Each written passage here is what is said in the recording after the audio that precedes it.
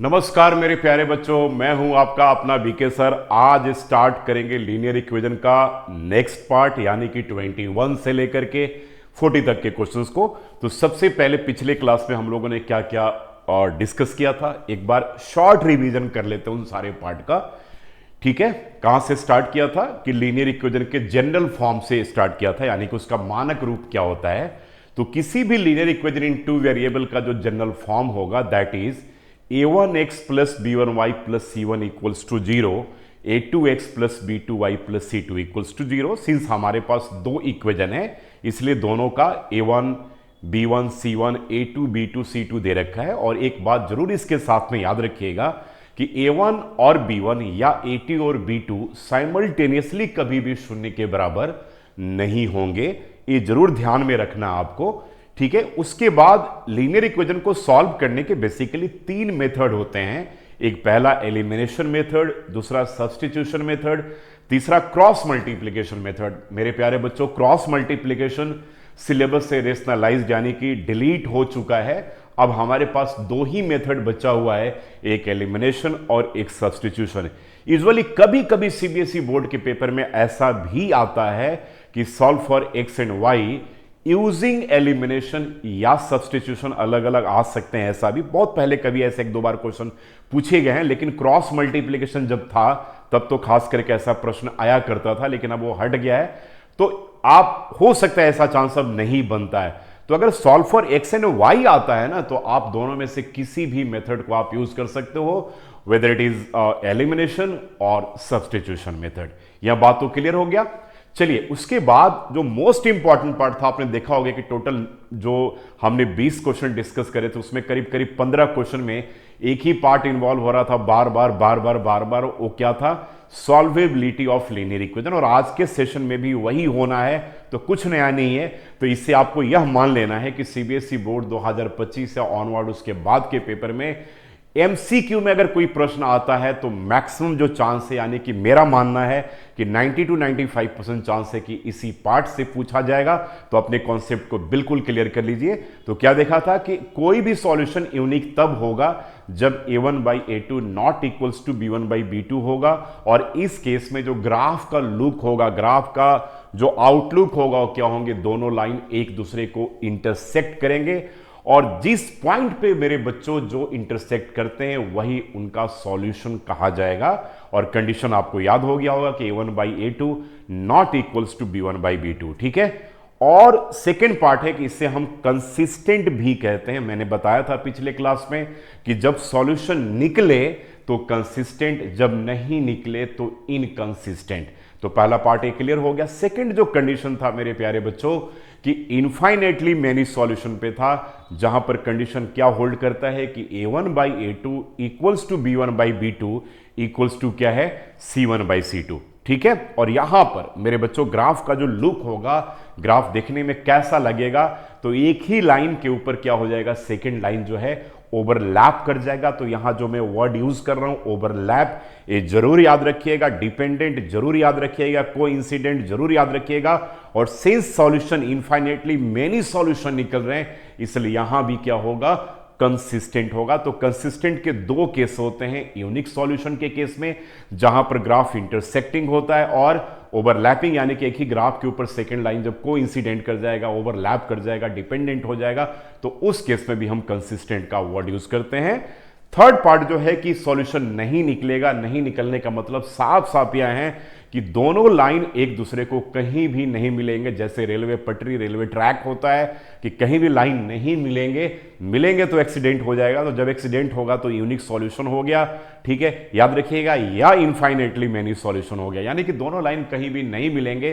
तो इस केस में मेरे प्यारे बच्चों कंडीशन जो होल्ड करता हो a1 by a2 equals to b1 by b2 not equals to c1 by c2। और ग्राफ जो होगा इस केस में पैरेलल लाइंस बनेंगे। और कंसिस्टेंट यहां पर यूज हम नहीं करेंगे क्योंकि हमें सॉल्यूशन नहीं मिल रहा है। तो यहां पर हम यूज करेंगे इनकंसिस्टेंट। तो यही मेजर पार्ट है जहां से क्वेश्चन यूजुअली आएंगे, या तो इक्वेशन को सॉल्व करने के लिए थोड़े से वर्ड प्रॉब्लम के भी आ सकते हैं। तो ध्यान रखना है कि हमें ऑप्शन से भी क्वेश्चन का आंसर निकाल लेना है, जैसा कि मैंने पिछले अपने 20 क्वेश्चन के सेशन में 2-3 प्रश्न ऐसे भी आए थे। तो आइए आज के सेशन में स्टार्ट करते हैं क्वेश्चन नंबर 21। तो यह रहा आपके स्क्रीन पे क्वेश्चन नंबर 21 दिख रहा है। अब क्वेश्चन को देखने के बाद बहुत सारे बच्चे ऐसा सोचेंगे कि सर ये आपने क्या दे दिया बीके सिंह सर, ये तो सिलेबस से डिलीट हो चुका है। मेरे बच्चे सिलेबस से तो बहुत कुछ डिलीट हो गया है, लेकिन नोबडी नोज सीबीएसई बोर्ड वो कहां से क्या घुमा कर कोई 1-2 नंबर के क्वेश्चन ऐसे पूछ दें, ऐसा पहले हुआ भी है। इसलिए मेरा मानना है कि इन क्वेश्चंस को भी आप एक बार कर लोगे तो सेफ रहेगा तो आपके अंदर कॉन्फिडेंस रहेगा, और जब कॉन्फिडेंस रहेगा तो यार दुनिया में कोई भी आपको मात नहीं दे सकता है। तो आइए इस क्वेश्चन को देखते हैं। कह रहा है कि 2/x + 3/y = 13, 5/x - 4/y = -2। बच्चे ऐसे प्रश्न जहां पर x और y का वैल्यू यानी कि जो वेरिएबल्स हैं अगर वो डिनोमिनेटर में है तो उन्हें हम रिड्यूस करके पहले लीनियर इक्वेशन बनाते हैं, फिर सॉल्व करते हैं, फिर x और y का मान बनाते हैं। पहले हमारे एनसीईआरटी में ऐसा एक्सरसाइज हुआ करता था और वर्ड प्रॉब्लम भी था, लेकिन अब नहीं है। मेरी बुक में है, बहुत सारी किताबों में है आज भी, तो ऐसे प्रश्न आपके पेपर में आ सकते हैं। तो सबसे पहले इन्हें हम रिड्यूस करके क्या करेंगे, लीनियर बना लेंगे। तो मेरे बच्चे इसी क्वेश्चन में अगर हम 1/x को a मान लें और 1/y को b मान लें तो यह एक्सप्रेशन जो आपके पास बन जाएगा वो क्या बन जाएगा, 2a एंड प्लस क्या बन जाएगा 3b = 13 आ जाएगा। दूसरे एक्सप्रेशन में भी अगर 1/x को आपने a माना हुआ है, 1/y को आपने b माना हुआ है, तो मेरे प्यारे बच्चों एक्सप्रेशन बन जाएगा 5a - 4b = -2 बन गया। अब बड़े प्यार से इसे आप सॉल्व कर सकते हो, लेकिन सॉल्व करने के लिए अभी भी आपको x के कोएफिशिएंट और यहां पर a है तो a के कोएफिशिएंट या b के कोएफिशिएंट को आपको इक्वल करना पड़ेगा, यानी कि दोनों के ताकत को बराबर करना पड़ेगा। तो मेरे बच्चे पहले केस में हमने क्या कर लिया, 4 लगा दिया, दूसरे केस में 3 कर दिया। आप बहुत बच्चे सोचते हैं कि सर आपने -4 से क्यों नहीं मल्टीप्लाई किया। मेरी मर्जी भाई, मैं नहीं करूंगा। मैं सिंपल सा दोनों में एक को 4 में एक को 3 से किया तो प्लस माइनस ऐसे ही कट जाएगा। अगर हम -4 से करेंगे तो हमें साइन को चेंज करना पड़ेगा मेरे प्यारे बच्चों। तो 4 2 जा मेरे प्यारे बच्चों 8a आ गया और ये 12b आ गया और ये 52 हो गया और ये बच्चे 15a आ गया और -12b आ गया और ये -6 आ गया, है ना। अब यहां पर हमें साइन चेंज करने की जरूरत नहीं पड़ी, ये दोनों पार्ट कट गया। 15 और 8 जो है 15 5 20 और 3 23 यानी कि 23a हो गया और 52 से 6 गया तो ए आपके पास मेरे बच्चों 46 46 बच गया। तो a का मान 2 आ गया। a का मान क्या आ गया, 2 आ गया। और a को आपने क्या माना था मेरे बच्चों, 1/x माना था ना, यानी कि दिस इंप्लाइज 1/x का मान 2 आ गया तो 2/1 आ गया। यानी कि x का मान जो है मेरे बच्चों वो किसके बराबर आ गया, 1/2 के बराबर आ गया। तो x का वैल्यू 1/2 आ गया। गॉट माय पॉइंट कि x का वैल्यू 2 आ गया। इसी तरीके से इस a के मान को हम किसी भी इक्वेशन में जो आपको देखने में आसान लगे वहां पर आप इसे सब्स्टिट्यूट कर दो तो b का मान भी निकल जाएगा। जैसे a का मान हमारे पास 2 आ रहा था तो 2 × 2 एंड प्लस क्या हो गया बच्चों 3b = 13 आ गया। तो 3b का मान 13 - 4 हो गया तो 3b जो है वो 13 से 4 गया तो क्या बचा, 9 बचा। तो b का मान जो 3 आ गया और b को हमने 1/y माना था तो 3/1 हो गया। दिस इंप्लाइज y का वैल्यू क्या हो गया, 1/3 हो गया। अब x + y का मान यहां पूछा जा रहा है मेरे बच्चों, तो x + y का मतलब ये हो गया कि ये 1/3 हो गया x का वैल्यू, सॉरी 1/2 हो गया x का वैल्यू बच्चों और 1/2 हो गया और y का जो वैल्यू है 1/3 हो गया। यानी कि एलसीएम 6 होगा और यहां पे 2 3 जा एंड 3 2 जा यानी कि 5/6 जो होगा वो इसका करेक्ट आंसर आएगा। सीबीएसई बोर्ड में यह प्रश्न पहले 2 और 3 मार्कर कैटेगरी में भी पूछा जाता था, तो मैंने एमसीक्यू में डाल दिया कि थोड़ा सा चैलेंज तो आपको फेस करना पड़े यार, ठीक है। यानी कि 5/6 दैट मीन्स कि इसका सी ऑप्शन जो होगा मेरे प्यारे बच्चों वो क्या होगा, करेक्ट ऑप्शन आपका बनता है। ठीक है, चलिए अब आ जाते हैं सेकंड क्वेश्चन यानी कि 22nd क्वेश्चन की बात करते हैं। यह क्वेश्चन भी थोड़ा सा डिफिकल्ट क्वेश्चन है, ऐसे क्वेश्चन में बच्चे बहुत फाइट करते हैं, तो मैंने जान करके डाल दिया है ताकि मैं एक बार आपको करवा दूं इसी बहाने कम से कम, और पेपर में आ जाए तो आप अच्छा करके और फिर बीके सर का नाम लो कि हाँ यार बीके सर ने मुझे अच्छे से क्वेश्चन भी एमसीक्यू में करवा दिया था और ये तो 3 मार्कर में आ गया है, तो बल्ले बल्ले हो जानी है बिल्कुल। ठीक है, तो चलिए मेरे बच्चे, यहां पर जो क्वेश्चन कह रहा है मेरे बच्चों, वो x upon a plus y upon b equals to 2 है। मेरे बच्चों यहां पर a और b का जो एलसीएम होगा वो ab होगा, ab में a से डिवाइड करोगे, ठीक है, तो a कट जाएगा, b बचेगा, b को x से मल्टीप्लाई करोगे प्यारे बच्चों तो bx बचेगा, और यहां पे ay बचेगा, दैट इक्वल्स टू 2। अब इस ab को डिवाइड है हम राइट हैंड साइड में शिफ्ट कर देंगे, तो आपके पास bx plus ay equals to 2ab आपके पास बच गया। चलिए जी, अब सेकंड एक्सप्रेशन की बात करते हैं। फर्स्ट एक्सप्रेशन हमारे पास यहां आ गया।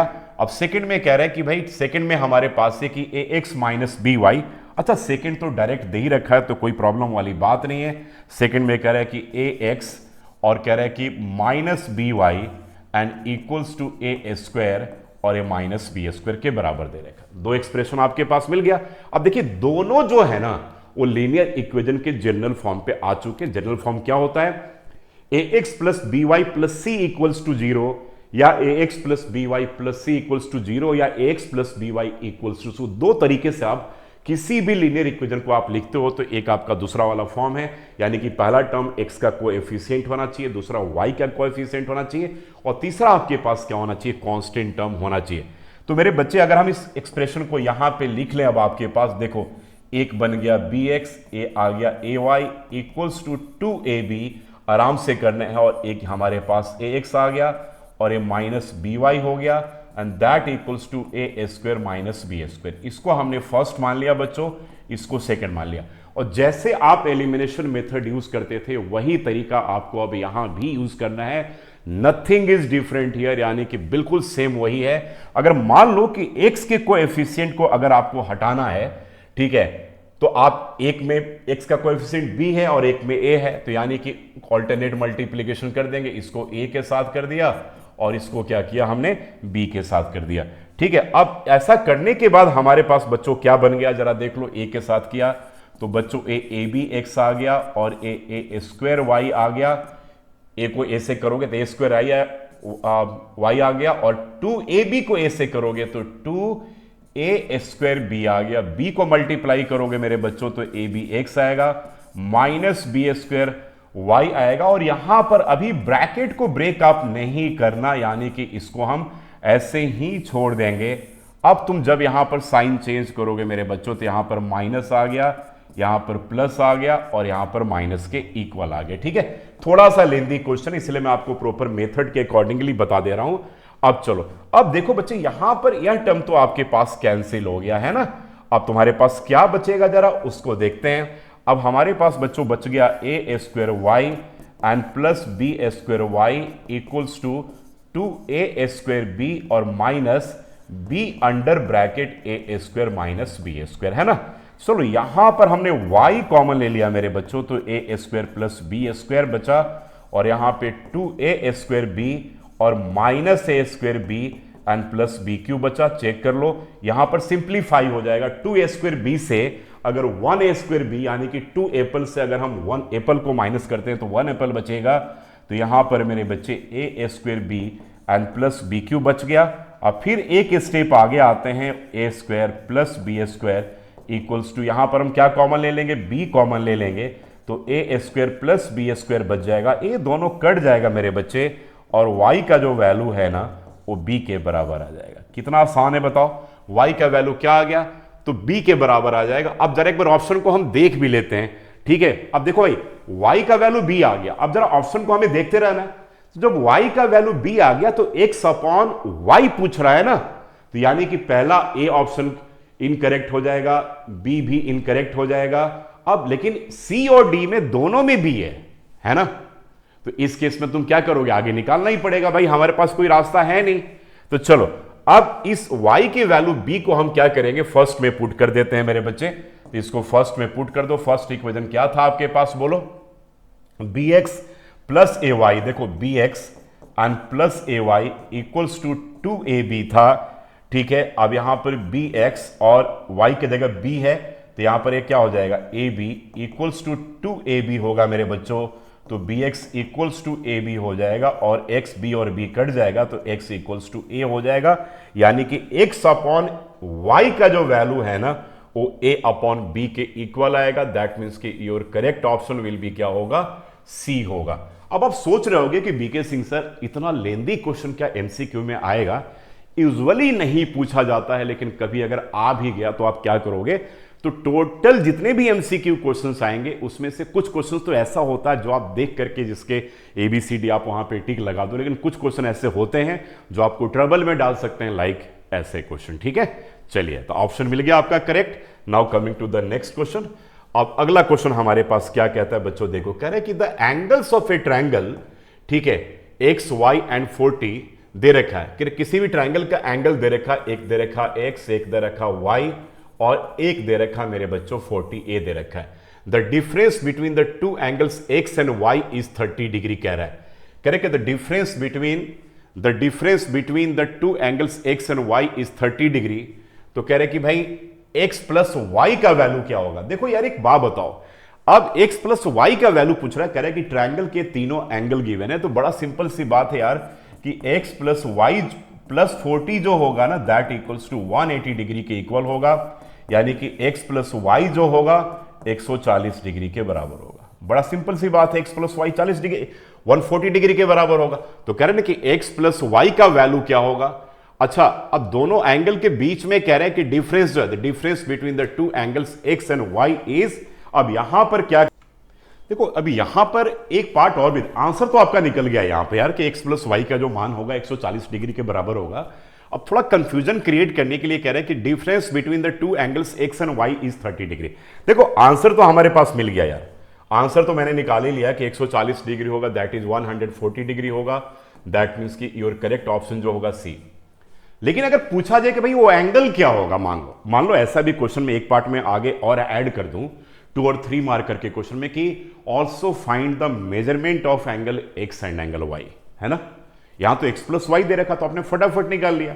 लेकिन अगर एक्स और वाई का मेजरमेंट पूछा जाए तो उस केस में मेरे बच्चों क्या करोगे, तो कह रहे कि difference between x and y जो है ना वो आपके पास क्या कह रहा है, 30 डिग्री दे रखा है। तो यहां पर आप इसको ऐसे करके आप इसको सॉल्व भी कर सकते थे। जैसे फर्स्ट हो गया, दोनों के बीच का डिफरेंस एक्स एंड वाई का डिफरेंस 30 डिग्री मान लिया हमने कि भाई एक्स जो है वो ग्रेटर देन वाई है, तो इसलिए डिफरेंस यहां पर। अब दोनों को तुम अगर सॉल्व भी करोगे तो 2x इक्वल्स टू क्या होगा, 170 डिग्री हो गया, और x का वैल्यू क्या हो गया, 85 डिग्री हो गया, और इस वैल्यू को कहीं भी पुट कर दोगे तो y का वैल्यू क्या हो गया, 55 डिग्री हो गया, है ना। तो 80 20 100 130 140 डिग्री, ठीक है। तो आ गया ना। तो देखो दोनों के बीच में क्या हो गया, दोनों को अगर ऐड करके चेक कर लो तो यही तो आ रहा है। तो अगर एंगल का मेजरमेंट भी अगर पूछा जाए तो 85 डिग्री 55 डिग्री, मान लो इसी ऑप्शन में ऐसा नहीं होता और ये दे रखा होता कि भाई x का वैल्यू 40 डिग्री, y का वैल्यू जो भी है इस तरीके से, तो फिर आप इस सम को भी इस तरीके से आप कर सकते थे। लेकिन यहां पर यही पार्ट दे रखा है, इसलिए हमारा करेक्ट ऑप्शन जो होगा दैट विल बी क्या होगा, 140 डिग्री के इक्वल होगा। Now coming to the next question, question number 24। करें if the lines given by this are parallel then the value of k। चलो भाई कह रहे कि इस केस में k का वैल्यू क्या होगा। यहां पर क्वेश्चन में थोड़ा सा करेक्शन कर दो, ये 2ky के जगह पे एक काम करो, यहां पे 3ky लिख दो, ठीक है ना। 3ky लिख दिया हमने इस क्वेश्चन में। ऐसा क्यों किया, क्योंकि ये क्वेश्चन ऑलरेडी हम पहले कर चुके हैं। तो पहला एक्सप्रेशन आपके पास क्या बन गया बच्चे, 3x and plus 3ky equals to 2, और यहां पे आ गया 2x plus 5y equals to -1। अब कह रहा पैरेलल लाइन के लिए, पैरेलल लाइन के लिए कंडीशन क्या होगा मेरे बच्चे, यानी कि इनकंसिस्टेंट होगा, नो सॉल्यूशन होगा, और कंडीशन क्या होल्ड करेगा, a1/a2 equals to b1/b2 not equals to c1/c2। तो यहां पर हम a1/a2 का वैल्यू बना लेते हैं, दैट इक्वल्स टू 3/2, और b1/b2 का भी वैल्यू बना लेते हैं, दैट इक्वल्स टू 3k/5, और मेरे बच्चे c1/c2 का भी वैल्यू बना लेते हैं, दैट इक्वल्स टू 2/, -1। तो नो सॉल्यूशन के केस में कंडीशन जो होल्ड करता है वो a1/a2 equals to b1/b2 not equals to c1/c2 मेरे बच्चे। तो c1/c2 में तो ऑलरेडी कांस्टेंट टर्म दे रखा है, तो हम केवल इनका और इन दोनों का कंपेयर कर लेंगे। तो यानी कि इस केस में क्या होगा कि a1/a2 और equals to b1/b2 on this implies 3/2 and equals to 3k/5 और this implies 6k equals to 15। तो k इक्वल्स टू क्या हो गया 15/6, यानी कि 3 5 जा एंड 3 2 जा, 3 5 जा एंड 3 2 जा, तो 5/2, 3 5 जा 3 2 जा, तो 5/2 जो होगा that will be your correct option होगा। यहां पर थोड़ा सा करेक्शन करना पड़ेगा आपको, ठीक है। ये 5/3 की जगह पे 5/2 होगा, ठीक है ना। यहां पे करेक्शन कर दो, दैट मीन्स की और आंसर बी जो होगा वो करेक्ट आंसर होगा, ठीक है ना। 3 2 जा 6k इक्वल्स टू 15, तो k इक्वल्स टू 15/6, 3 5 जा 15 एंड 3 2 जा 6, दैट मीन्स की your correct answer of k will be क्या होगा 5/2 के इक्वल होगा। दैट मीन्स की your B option will be your correct option होगा, ठीक है ना। चलिए नेक्स्ट क्वेश्चन आ जाइए। कह रहे कि अगर भाई x का वैल्यू a दे रखा है, कह रहे कि x का वैल्यू a है और y इक्वल्स टू b है, और कह रहे कि x माइनस वाई जो है दैट इक्वल्स टू 2 है, और x plus y equals to क्या है 4 है। बड़ा सिंपल सा क्वेश्चन है यार, ये दोनों कट जाएगा, 2x 6 के बराबर आएगा और x 3 के बराबर आएगा, और इसमें 3 पुट करोगे तो y 1 के बराबर आ जाएगा। तो x और y का वैल्यू आ गया, तो कह रहे कि a डिवाइडेड बाई, और x a है आपके पास, y b है, तो कह रहे कि a डिवाइडेड बाई b जो होगा, a डिवाइडेड बाई b जो होगा मेरे बच्चों वो 3 के बराबर होगा।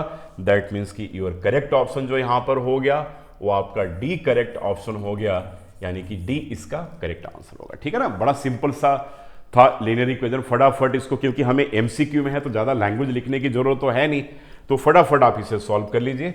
नेक्स्ट क्वेश्चन आइए 26 क्वेश्चन कह रहे कि number consist of 2 digits, the sum of the digit is 12।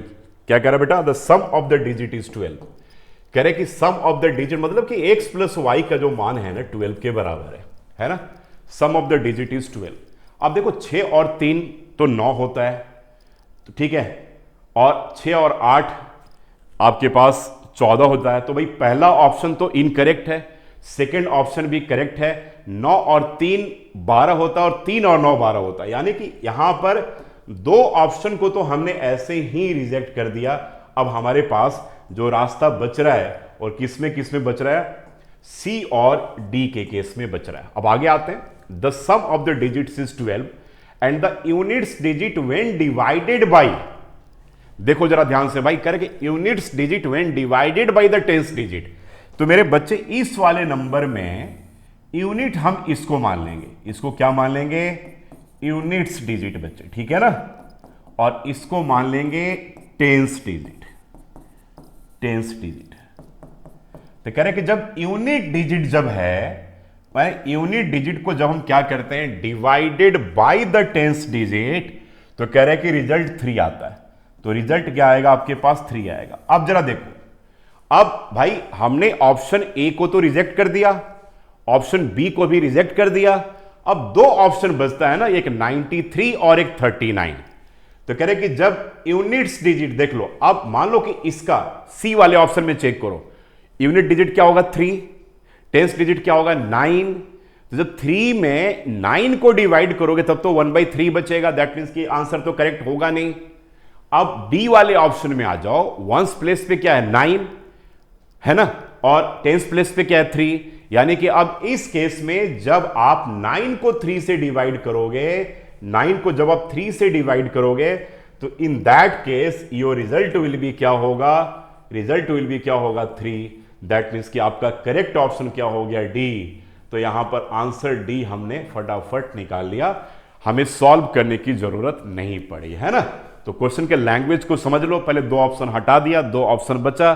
तो कह रहे कि भाई अगर हम वंस प्लेस वाले डिजिट को टेंस प्लेस वाले से डिवाइड करते हैं तो रिमाइंडर आपका या रिजल्ट जो है 3 के बराबर आता है। तो 9/3 3 होगा, क्योंकि 3/9 अगर आप करोगे तो that will be 1/3। So C option जो होगा that will be incorrect option होगा। That means your correct option will be क्या होगा, डी होगा, ठीक है ना। चलिए नेक्स्ट पार्ट आते हैं बच्चों। 27 क्वेश्चन कह रहा है इसमें कह रहे कि Manisha scored X marks in mathematics and Y marks in physics. अच्छा, कह रहे कि दोनों का मार्क्स का जो डिफरेंस है ना मेरे बच्चे 2 है। तो एक काम करो, हमारे पास एक कंडीशन तो मिल ही गया ना कि दोनों के मार्क्स कह रहे कि भाई Manisha scored X marks, mathematics में मनीषा को X मार्क्स आ रहे हैं और फिजिक्स में जो है वो Y मार्क्स आ रहे हैं। दोनों के मार्क्स का डिफरेंस क्या है? 2। दोनों के मार्क्स का डिफरेंस 2 है। चलो भाई, करें कि दोनों का मेरे बच्चे जो प्रोडक्ट है ना वो भी 2600 दे रखा है। चलो, बड़ा सिंपल सा क्वेश्चन है यार ये तो। ठीक है, तो फटाफट इसके बाद हम क्या करें, ऑप्शन में पहुंच गए। अब ऑप्शन में तुम चेक कर लो कि 52 एंड 50 का डिफरेंस क्या है? 2। चलो भाई, 68 एंड 26 का डिफरेंस क्या है? भाई 2 नहीं है, यानी कि एक इनकरेक्ट ऑप्शन हो गया। हुआ कि नहीं? 51 एंड 54 का डिफरेंस क्या है? 3 है, तो भैया ये भी तुम्हारा इनकरेक्ट ऑप्शन हो गया। 36 एंड 52 का डिफरेंस क्या है? ये भी 2 नहीं है, तो ये भी इनकरेक्ट ऑप्शन हो गया। दैट मींस कि फटाफट यहां पर हम क्या करेंगे, ए का ऑप्शन टिक लगा देंगे। अगर लगता है कि अभी भी सेटिस्फेक्शन आपको नहीं होता है मेरे बच्चों, तो उस केस में 52 को 50 से मल्टीप्लाई करके फिर चेक कर लो कि आ रहा है कि नहीं। रिजल्ट कितना आना चाहिए? 2600 आना चाहिए। तो 52 को मेरे बच्चे 5 से मल्टीप्लाई करोगे तो 5 2 जा 10, 0 1 और 26 और 1 0 आ गया 2600, यानी कि ए भी करेक्ट है और ए भी करेक्ट ऑप्शन आ रहा है। दैट मीन्स कि ऑप्शन नंबर ए जो होगा that will be your correct option यहां पर बन जाएगा। Coming to next question, that is question number 28। Correct, the length and breath of a field if it's area is 540 meter square दे रखा है and perimeter 96 metre दे रखा है ना। अभी बताओ कि रेक्टेंगल का पेरीमीटर क्या होता है? अगर हम रेक्टेंगल की बात करें बच्चों, अगर हम रेक्टेंगल की बात करते हैं तो रेक्टेंगल जरा देख लो, मैं फिगर ड्रॉ करके बना दे रहा हूं। ये आपके पास क्या हो गया? रेक्टेंगल हो गया है ना। तो रेक्टेंगल के मैं करता हूं कि लेंथ को x मान लेता हूं, ब्रेथ को y मान लेता हूं, तो ए भी y होगा और ए भी x हो गया। तो इसका पेरीमीटर क्या हो गया? लेंथ ऑफ द बाउंड्री, यानी कि पेरीमीटर जो हो गया मेरे बच्चे 2x एंड प्लस 2y, एक क्या दे रखा आपके पास? 96 दे रखा है बच्चे। तो 2 कॉमन ले लिया यहां पर, तो x plus y equals to 96, तो यानी कि x plus y equals to क्या बच गया? 2 4 जा 8, 2 8 जा, यानी कि 48 के इक्वल आएगा। यानी कि अब पूछ रहा है कि लेंथ और ब्रेथ, अब क्या पूछ रहा है कि the length and breath of a field पूछ रहा है भाई। तो यार लेंथ और ब्रेथ का जो सम है ना वो किसके बराबर आएगा? 48 के बराबर आएगा। अब फटाफट यहां से मैं ऑप्शन में जंप लगा दिया मैंने, यार चेक कर लेते हैं कि 48 किसके किसके सम आ रहे हैं कि नहीं आ रहे हैं। तो भाई चेक कर लिया कि 36 और 15 के सम, ठीक है, 48 ना आ रहे हैं? नहीं आ रहे हैं ना। 30 40 और एक 50 51 हो जाएगा, तो भाई साहब एक कट गया। ठीक है, 18 और 30 का तो आ रहा है, तो चलो अभी तक तो आंसर यही है। आगे चेक कर लेते हैं, 60 और 9 का भी नहीं आएगा, ए भी नहीं होगा, और 25 और 20 ए भी आपका नहीं आएगा। दैट मीन्स कि योर ऑप्शन ए बी जो होगा that will be your correct option होगा। तो लीनियर में ऐसे बहुत सारे प्रश्न आएंगे जहां पर ऑप्शन, एक कंडीशन अगर आपके पास आ जाता है तो फटाफट क्या करो, ऑप्शन को देखना स्टार्ट कर दो। हो सकता है कि ऑप्शन को देखने के बाद लगे कि यार फटाफट आंसर निकल जाएगा, तो आपका टाइम काफी सेव हो सकता है, जैसे मैंने यहां पर निकाल लिए। ठीक है ना। आते हैं क्वेश्चन नंबर 29 की बात करते हैं। This is question number 29। कह रहे the values of x and y, और आपके पास दे रखा है कि 2x plus y plus 1 equals to 0 and 2x minus 3y plus 8 equals to 0, इसका दे रखा आपके पास। चलो जी, अब ऐसा क्वेश्चन हमारे पास कह रहा है कि भाई 2x plus y equals to मान लो -1 के बराबर दे रखा है, और यहां पे 2x minus 3y equals two plus 8 है, तो जाकर के -8 के बराबर हो जाएगा। ज्यादा दिमाग नहीं लगाना इसको, फटाफट इसको सॉल्व कर देना, क्योंकि x का कोएफिशिएंट दोनों में बराबर है, तो रिस्क नहीं लेना है। फटाफट ऐसे आ गया मेरे बच्चों, तो 4y और -1 प्लस 8 क्या हो जाएगा आपके पास? ये आपके पास 7 हो जाएगा। तो y का मान क्या हो जाएगा? 7/4 के बराबर हो जाएगा। तो y का मान 7/4 आ गया। अब हमारे पास एक तो आंसर आ गया। अब फटाफट कहां जंप लगाते हैं? ऑप्शन में।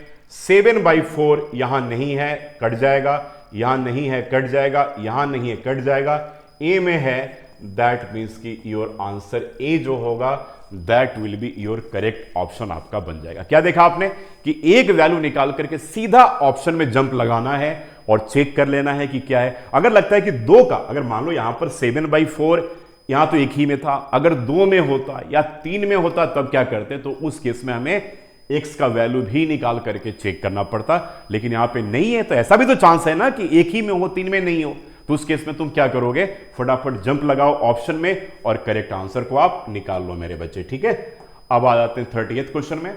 कह रहे कि भाई the values of x and y, और आपके पास यहां पे दे रखा है कि 3x + 4y इक्वल्स टू मेरे बच्चे 5 है, और यहां पे 2x और -3y इक्वल्स टू 9 है। अब देखिए यहां पर क्या है ना कि x का कोएफिशिएंट दोनों में या y का कोएफिशिएंट सेम नहीं है। अगर सेम रहता तो फटाफट प्लस या माइनस करके हम निकाल लेते एक वेरिएबल का वैल्यू, लेकिन यहां पर नहीं है। तब या तो इसको सॉल्व करें, लेकिन सॉल्व करने से बेटर है कि पहले ऑप्शन में जंप लगा करके देख लेते हैं पहले यार, अगर आसान नंबर है तो। ठीक है, तो पहला कंडीशन क्या करता है 3, तो पहले चेक कर ले, देखो इसमें चेक कर लो फटाफट। तो 3 × 3 + 4 × -1 चेक करो, 9 -4 5 है यार, तो पहला करेक्ट आ रहा है बिल्कुल। ठीक है, दूसरे में चेक कर लो यार, तो 2 × 3 -3 × -1 तो 6 होगा, अब +3 9 आ गया। लो भाई तुम्हारा आ गया आंसर, यानी कि इसका पहला ऑप्शन ही करेक्ट ऑप्शन होगा। ठीक है, ए जो होगा करेक्ट ऑप्शन होगा। समझ में आ गया कि नहीं? देखो मैं कैसे सॉल्व कर रहा हूं। अब बोलोगे कि यार बीके सिंह सर आगे का ऑप्शन चेक करने की क्या जरूरत है? भाई कहीं ऐसा तो नहीं है ना कि इसमें कि नॉन ऑफ दीज है, या कोई पांचवा कुछ अलग ऑप्शन दे रखा है, या 1 ए एंड सी है, बी एंड डी है, दो ऑप्शन दे रखे हैं, ऐसा तो है नहीं ना। तो सिंपल सी बात है यार, अब मान लो अगर कोई दूसरा भी करेक्ट होगा तो क्या पंगा लेना है यार, मार्क्स तो फिर भी मिलना है। लेकिन पहले ही मुझे करेक्ट मिल गया तो पहले को टिक करेंगे और आगे बढ़ेंगे। बिल्कुल ठीक है, तो ये था क्वेश्चन नंबर 38। ठीक है ना, अब आ जाओ मेरे बच्चे यहां पर देख लो, इसी तरीके से एक और क्वेश्चन हमें मिलता है। यहां पे कहते हैं कि एक्स और वाई का वैल्यू देखो एक थोड़ा सा उससे अलग है। ठीक है, अब यहां भी तुम इस क्वेश्चन को इसी तरीके से तुम सॉल्व कर सकते हो। यहां पे क्या कह रहा है बताओ कि 2x + 3y इक्वल्स टू 4 है मेरे बच्चों, और 3x - y इक्वल्स टू -5। हालांकि इसको सॉल्व करने का और भी तरीका है। मान लो यहां पे y के साथ कोई कोएफिशिएंट नहीं है, 1 है, तो फटाफट y का वैल्यू निकल जाएगा, यहां पुट कर दो, जो सब्स्टिट्यूशन मेथड में आप करते हो, फटाफट आंसर निकल जाएगा। लेकिन हम ऑप्शन की क्यों नहीं पहले सर्च कर ले? तो ए ऑप्शन में क्या करता है, -1 एंड -2, तो 2 × -1 + 3 × -2, तो बच्चे बचेगा ये -2 और -3 -5 आ गया। ए ऑप्शन नहीं है। ठीक है ना, चलो जी बी ऑप्शन की बात करते हैं। तो 2 × -1 + क्या 3 × 2, तो मेरे बच्चे ये -2 आ गया एंड +6 आ गया, 4 के बराबर है। तो चलो भाई पहले में तो सेटिस्फाइड हो गया बिल्कुल। अब सेकंड वाले की बात मेरे बच्चे करूं तो 3 × -1 और क्या करें 3 × -1 और ये इसका वैल्यू क्या है -2, तो चेक करते हैं। तो ये आ गया -3 एंड -2, दैट मीन्स की -5 के बराबर आ गया। तो हो गया, आंसर निकल गया यार, बहुत सिंपल है। दैट मीन्स कि इसका ऑप्शन बी जो होगा, यानी कि आंसर बी जो होगा वो आपका क्या होगा, करेक्ट ऑप्शन होगा। देख लिया आपने, तो मैं कैसे निकाल रहा हूं, यही काम आपको करना है। तो आप देख लो जरा यहां पर 2 × फटाफट चेक करो, जैसे इसमें चेक करें, टाइम नहीं लगाना आपको, यहां पर थोड़ी जल्दीबाजी में काम करना है। ठीक है, तो 2 × -1 -2 हो गया, 3 × -2 आपका 3 × -2 आपने सॉरी 3 × -2 यहां पर आपने किया ना, तो हाँ यहां पे 3 × -2 करोगे बच्चे तो यहां पे -6 निकल जाएगा, सॉरी -6 निकलेगा। यार मैं वीडियो का एडिटिंग वगैरह नहीं करता, मैं बिल्कुल डायरेक्ट डालता हूं, तो -8 हो गया है ना। तो -6 और -2 माइनस, लेकिन सेटिस्फाइड तो नहीं हो रहा ना, तो इससे सेटिस्फाइड नहीं हो रहा। बी वाले ऑप्शन में आ जाओ, तो 2 × -1 + 3 × बी में ऑप्शन क्या, y का वैल्यू 2 है और x का वैल्यू -1 है, तो 6 हो गया और -2 हो गया, तो 4 आ गया, तो 4 ऑप्शन करेक्ट आ रहा है। दूसरे वाले में पुट करके चेक कर लेते, 3 × -1 तो -3 और -y का वैल्यू 2 है, तो -3 -2 जो होगा -5 होगा। तो यानी कि ऑप्शन नंबर बी जो होगा that will be your correct option होगा। ठीक है ना। देखो यूजुअली मैं अपने वीडियो का कभी भी एडिटिंग नहीं करता हूं, जो रिकॉर्ड अभी कर रहा हूं वही रिकॉर्डिंग में डाल देता हूं। ठीक है, कभी कभी हो सके कि 99/0.001% केस में कहीं पर कोई डिजिट्स का कोई डिफरेंस आ जाए तो आप जरूर मुझे बता दीजिएगा। ठीक है ना।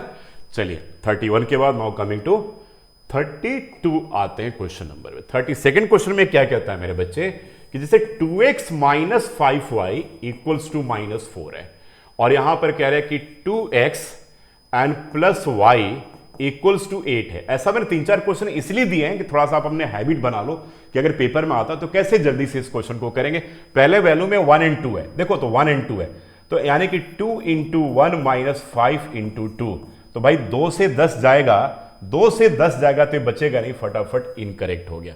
तो पहला तो इनकरेक्ट हो गया मेरे बच्चे, देखो मैं कैसे कर रहा हूं, पहला तो इनकरेक्ट हो गया और आपकी स्पीड बढ़ सकती है इसमें। सेकंड वाले ऑप्शन में आ जाओ कि 3 and 2 है, तो 2 into 3 minus 5 into 2, तो मेरे बच्चे 6 से 10 जाएगा तो -4 तो बचेगा, तो यानी कि अब यहां पर करेक्ट तो आ रहा है, तो हमें दूसरे में भी चेक करना पड़ेगा। तो 2 into 3 एंड प्लस y के जगह पे क्या है 2, तो यानी कि आपके पास 6 और 2 जो हो गया 8 हो गया, तो -4 और 8 कौन से वैल्यूज पे सेटिस्फाइड हो रहा है, सेटिस्फैक्शन कहां से मिल रहा है भाई इसे, 3 and 2 से, यानी कि योर ऑप्शन नंबर बी जो होगा, ऑप्शन बी जो होगा that will be your correct option हो गया। तो ऑप्शन से आंसर जो है ना हमें सॉल्व नहीं करना है, ठीक है, सीधा हम ऑप्शन में जंप लगाएंगे और वहां से सॉल्यूशन को ढूंढ लेंगे ऐसे केस में, ठीक है ना। नाउ कमिंग टू 33 क्वेश्चन है, यहां पे देख लो बहुत बढ़िया क्वेश्चन है, वेरी वेरी इंपॉर्टेंट क्वेश्चन मेरे बच्चे, तो यहां पे मैं वेरी इंपॉर्टेंट मार्क भी कर दे रहा हूं। देखो अब यहां पर हमारे पास जो है ना क्वेश्चन कह रहा है कि भाई 23x and plus 35y equals to 209 है मेरे बच्चों, और यहां पे कह रहा है कि 35x plus 23y equals to 197 है। अब तुम पूछोगे कि यार यहां पर हम पुट करके चेक करें क्या सर, ऑप्शन में जंप लगाएं, तो भैया तुम यहां पर अगर जंप लगाओगे तो खाई में गिर जाओगे, बड़े नंबर्स हैं, तो कहीं भी थोड़ा सा कुछ एरर हो गया तो बुरे तरीके से आप ट्रैप हो जाओगे। यहां पर यही आप काम कर सकते हो, केवल सी ऑप्शन को आप करेक्ट कर सकते हो क्योंकि प्लस प्लस आ रहा है, लेकिन छोड़ो वहां पे सी की बात हम क्यों करें, ABCD कोई वैल्यू हम नहीं पुट करेंगे, आराम से इसको करके पहले हम चेक करते हैं। तो ऐसे केस में जहां पर नंबर डायगोनली नंबर बराबर आ जाए, जैसे मेरे बच्चों 23 और 23, चलो ये दोनों बराबर आ गया, और 35 और 35 बराबर आ गया, तो यानी कि इसे हम एक बार ऐड करेंगे और एक बार सब्ट्रैक्ट करेंगे। बहुत इंपॉर्टेंट है, बहुत बार ऐसे प्रश्न CBSE बोर्ड के पेपर में पूछे गए हैं, तो CBSE बोर्ड के लिए बहुत इंपॉर्टेंट क्वेश्चन बनता है।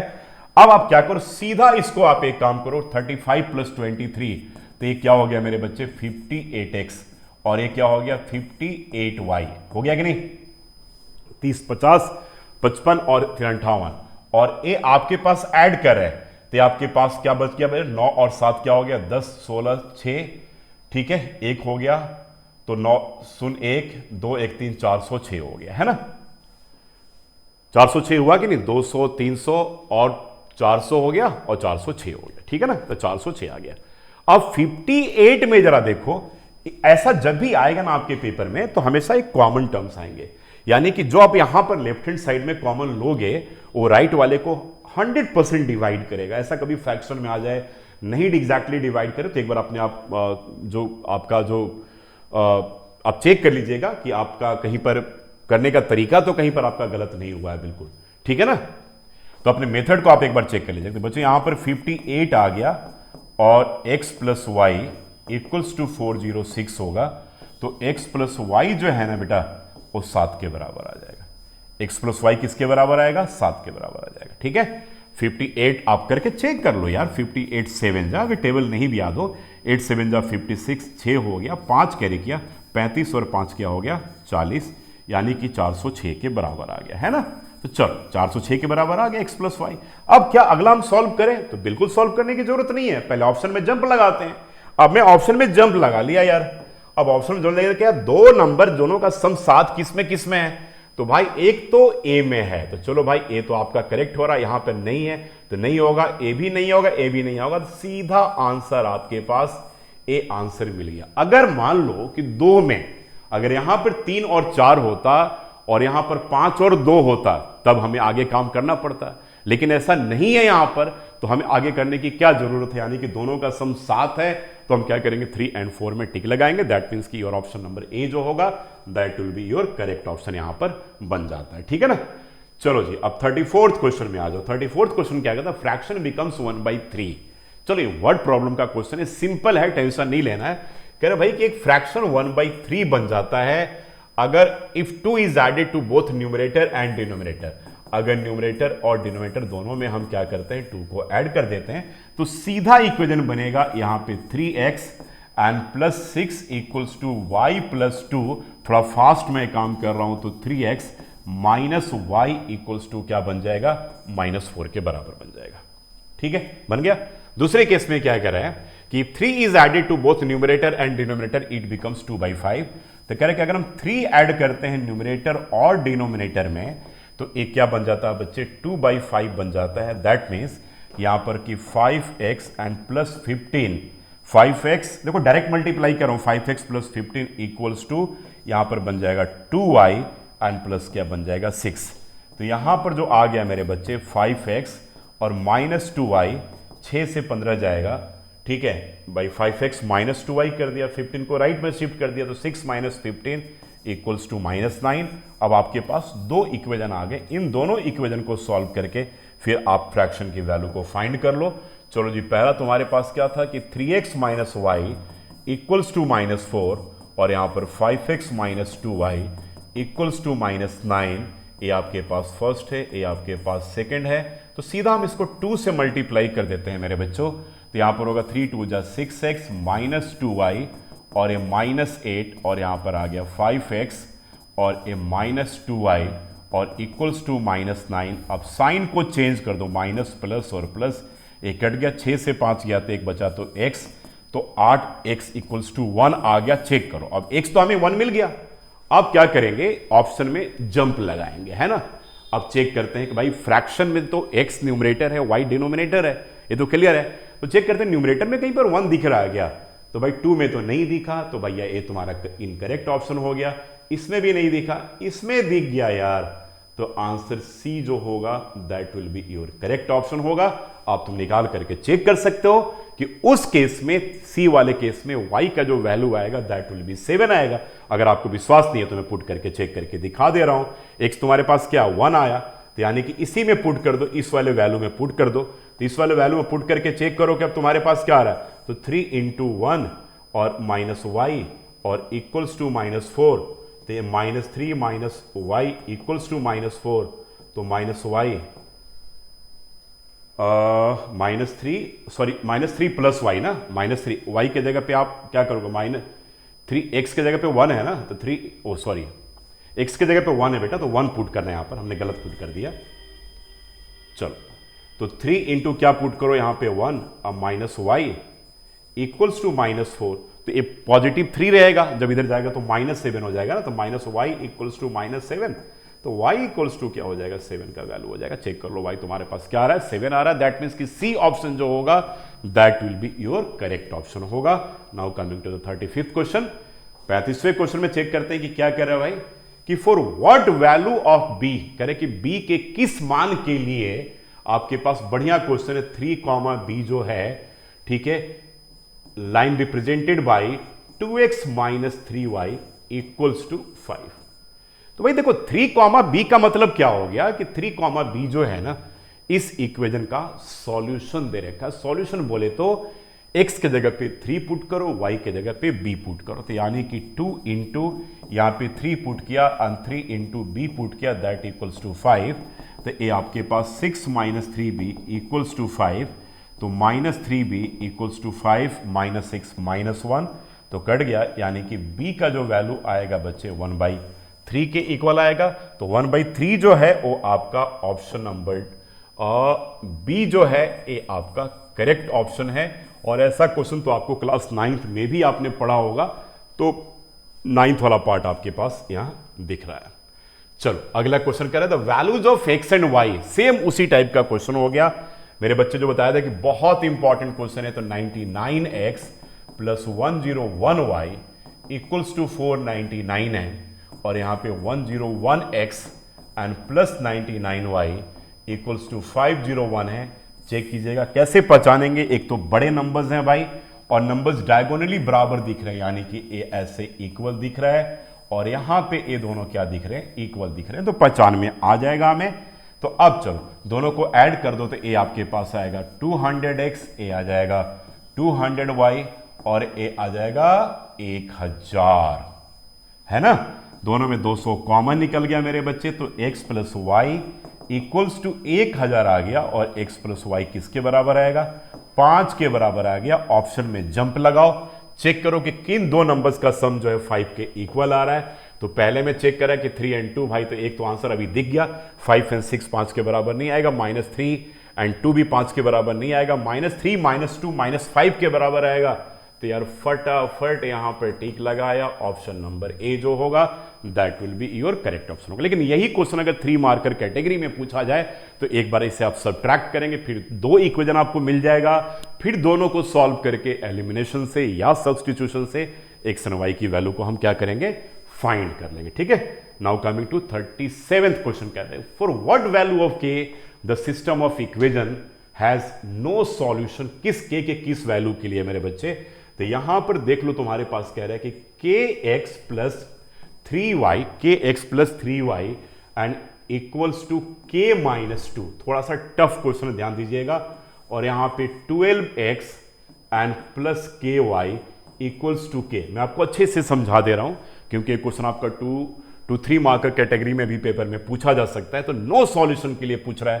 तो मेरे बच्चों यहां पर a1/a2 का जो मान होगा k/12 होगा, b1/b2 का जो मान होगा मेरे बच्चे 3/k होगा, और c1/c2 का जो वैल्यू होगा वो k-2/k के बराबर होगा।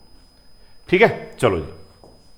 अब नो सॉल्यूशन के लिए कंडीशन क्या होल्ड करता है भाई कि a1/a2 equals to b1/b2 and not equals to क्या कहता है कि c1/c2। तो a1/a2 क्या हो गया बच्चों आपके पास, k/12 equals to 3/k and not equals to क्या कह रहा है कि k-2/k। सुनना जरा ध्यान से। तो यानी कि हम इस 2 पार्ट को लेंगे, लेकिन यहां पर थोड़ी सावधानी आपको इसलिए बरतनी पड़ेगी कि तीसरे वाले टर्म में जो यूजुअली कांस्टेंट का टर्म होता है वहां भी वेरिएबल के आपके पास गिवन है। तो पहले तो दोनों का कंपेयर कर लेते हैं मेरे बच्चे। तो k² इक्वल्स टू आपका 36 आएगा। तो बात तो क्लियर हो गया कि k इक्वल्स टू +-6 के बराबर होगा। तो +-6 हमें दिख गया। तो यहां पे डी ऑप्शन जो है वो आपका करेक्ट ऑप्शन यहां पर हमें दिख रहा है कि +-6 आ रहा है। ये बात तो क्लियर हो गया।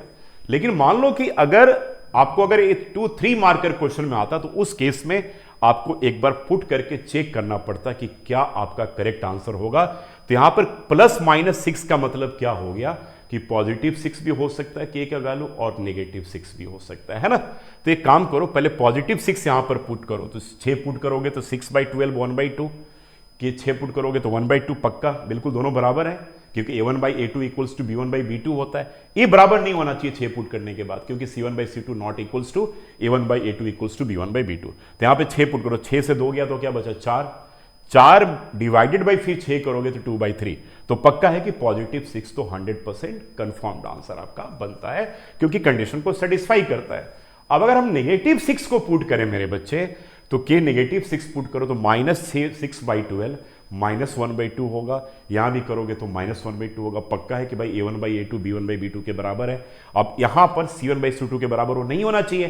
तो -6 एंड -2 करोगे तो -8/-6 हो जाएगा, माइनस कट जाएगा, 8/6 हो जाएगा। 8/6 मतलब क्या हो गया 4/3, यानी कि पक्का सेटिस्फाइड है। इसलिए ये आपका करेक्ट आंसर जो होगा यहां पर डी जो होगा करेक्ट आंसर होगा। तो ऐसे केस में जब तीनों के केस में कभी कभी अगर आपके पास के का वैल्यू दे रखा हो तो उस केस में ध्यान रखिएगा, कभी कभी वैल्यूज को पुट करके भी सब्स्टिट्यूट करके भी एक्सप्रेशन में चेक करना पड़ता है यार कि सही में कौन सा यहां पर सेटिस्फाई करता है। बिल्कुल ठीक है ना। चलो जी, अब आ जाओ 38th क्वेश्चन।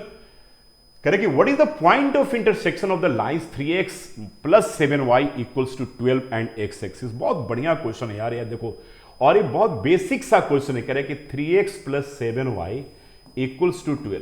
देखो अब 2 चीज जरा याद रखना मेरे बच्चे, बड़ा क्लियर मैं आपको यहां पर लिख दे रहा हूं, मैं एक्सप्रेस कर दे रहा हूं कि कोई भी अगर पॉइंट अगर x एक्सिस के ऊपर हो, x एक्सिस के ऊपर हो मेरे बच्चे, तो y जो होता है वो 0 के बराबर होगा, और अगर y एक्सिस के ऊपर हो तो x जो होगा वो 0 के बराबर होगा।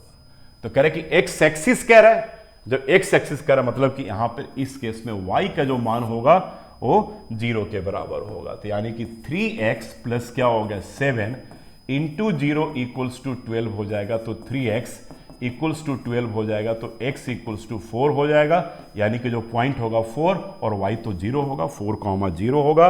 ये आपका कोऑर्डिनेट्स मिलेगा। देख लो 4,0 किस में है, तो B में है। दैट मीन्स कि your B option will B जो होगा that will be your correct option आपका यहां पर बनता है। ठीक है ना। अब आ जाओ 39 क्वेश्चन कह रहे हैं कि for what value of K will B parallel कह रहा है। तो पैरेलल के केस में एकदम क्लियर हो चुका, अब तो आप रट चुके हो कि a1/a2 equals to b1/b2 not equals to c1/c2। तो मेरे बच्चे आपके पास एक्सप्रेशन जो यहां दिख रहा है वो क्या दिख रहा है कि 4x minus ky equals to 9, और यहां पे कह रहा है कि 12x minus 9y equals to 18 है। तो सिंपल सी बात है यहां पर कि 4/12, ठीक है, equals to minus k by minus 9 and not equals to 9/18, यानी कि दोनों एक्सप्रेशन 1/2 के बराबर नहीं होना चाहिए। तो ये तो कट गया आपके पास। तो ये क्या बन जाएगा बेटे, 12k इक्वल्स टू क्या हो जाएगा 36, ठीक है, यानी कि k इक्वल्स टू क्या हो गया 36/12। तो 6 जा एंड 6 2 जा और ये आ जाएगा 3। दैट मीन्स कि your correct answer will be क्या होगा, +3 होगा। +3 होगा तो यानी कि आंसर सी जो होगा that will be your correct option बनता है। ठीक है, कि 3 आपका करेक्ट ऑप्शन होता है। ठीक है, now coming to the last question अब। ठीक है, 21 to 40 सीरीज का। अब यहां पे will have infinitely many solution मेरे बच्चे। तो यहां पर जो आपके पास एक्सप्रेशन दे रखा है कि that is 2x and plus 3y equals to 4, और यहां पर k plus 2x plus 6y equals to 3k plus 2। देखो यहां पर फिर पंगा आ गया ना, क्या बोला मैंने कि यहां पर k तीनों में दे रखा, अगर 2 में दे रखा तब तो ओके है बिल्कुल। तो अब यहां पर इनफाइनेटली मेनी सॉल्यूशन है यहां पर कंडीशन। तो आपके पास कंडीशन जो होगा a1/a2 यानी कि 2/k plus 2 equals to 3/6 equals to 4/3k plus 2। अब देखो, लेकिन यहां पर नहीं दे रखा था, है यहां पर नहीं दे रखा, तो आप क्या करोगे, इसको भी इससे कंपेयर करो, और यहां पर तुम बच्चों क्या करोगे, इस पार्ट को भी इससे कंपेयर कर दो, k का वैल्यू निकल जाएगा। ठीक है, बीच वाले पार्ट में आपके पास वेरिएबल नहीं है। दैट मीन्स कि 2/k प्लस 2 जो होगा 1/2 के बराबर होगा, यानी कि k प्लस 2 जो हो गया वो 4 के बराबर होगा, और k इक्वल्स टू 2 के बराबर होगा। तो k इक्वल्स टू 2 तो आपका आंसर आ गया। यहां भी अगर आप चाहते हो चेक करके देखना तो आप एक बार चेक करके देख सकते हो। ठीक है, सेम वही आपके पास आएगा, चेक कर लो। तो 4/3k प्लस 2 जो होगा मेरे बच्चे 3/6 1/2 के बराबर होगा, यानी कि 3k प्लस 2 जो हो गया वो किसके बराबर हो गया, 8 के बराबर हो गया। 3k किसके बराबर हो गया, 6 के बराबर हो गया। k जो हो गया किसके बराबर, 2 के बराबर होगा। दैट मीन्स कि your correct option will be क्या होगा, यहां पर आंसर सी होगा। ठीक है, ये बात क्लियर हो गया। ठीक है, तो अब आई थिंक आपके अंदर एक कॉन्फिडेंस आ रहा होगा। अब इसके बाद अभी तक का जो हमने पार्ट करा, इससे क्या आपका कंक्लूजन मिलता है, आपने देख लिया होगा कि लीनियर इक्वेशंस में मैक्सिमम जो क्वेश्चंस हैं, सॉल्वेबिलिटी ऑफ लीनियर, बोले तो unique solution, infinitely many solution and no solution के ऊपर रिवॉल्व करता रहता है। तो एक बार फिर से इस फॉर्मूले को हम रिवाइज कर लें कि यूनिक सॉल्यूशन के केस में जो होगा a1/a2 not equals to b1/b2 होगा। लाइन्स जो होंगे, ग्राफ जो होगा that will be intersecting line होगा। पॉइंट ऑफ इंटरसेक्शन जो होगा that will be the solution of the given equation होगा। ठीक है, ये बात बिल्कुल क्लियर हो गया और कंसिस्टेंट भी होगा, जरूर याद रखिएगा। इनफाइनेटली मेनी सॉल्यूशन में कंडीशन जो होल्ड करता है a1/a2 equals to b1/b2 equals to c1/c2। ठीक है, और लाइन क्या होगा, ओवरलैप कर जाएगा, डिपेंडेंट हो जाएगा, कंसिस्टेंट हो जाएगा। ठीक है, एंड को इंसिडेंट हो जाएगा। इतने सारे नाम बता दिए। ठीक है, ग्राफ का आउटलुक पता चल गया। तीसरा जो कंडीशन है कि नो सॉल्यूशन के केस में a1/a2 equals to b1/b2 not equals to c1/c2। और मेरे प्यारे बच्चों, इस केस में जो ग्राफ होगा that will B parallel line, यानी कि दोनों एक दूसरे से नहीं मिलेंगे। नहीं मिले इसका मतलब यह हो गया कि उसके सॉल्यूशन नहीं निकलेंगे, और नहीं निकलेंगे इसका मतलब यह हो गया कि इनकंसिस्टेंट होगा। ठीक है, तो अब लीनियर इक्वेशन में आप लोग अगर केवल इन कॉन्सेप्ट के ऊपर अगर वर्क कर लोगे तो you all people will be totally safe as far as multiple choice question concern. और कुछ क्वेश्चन और भी मैंने यूनिक करवाया था, जैसे डायगोनल रिलेशन वाला। और यहां तो देखा आज आपने कम से कम 10 क्वेश्चन मैंने वही यूज किया कि फटाफट हमें ऑप्शन में कब जंप लगाना है, इस चीज को भी जरूर आपको ध्यान रखना है। Thank you so much and God bless you all.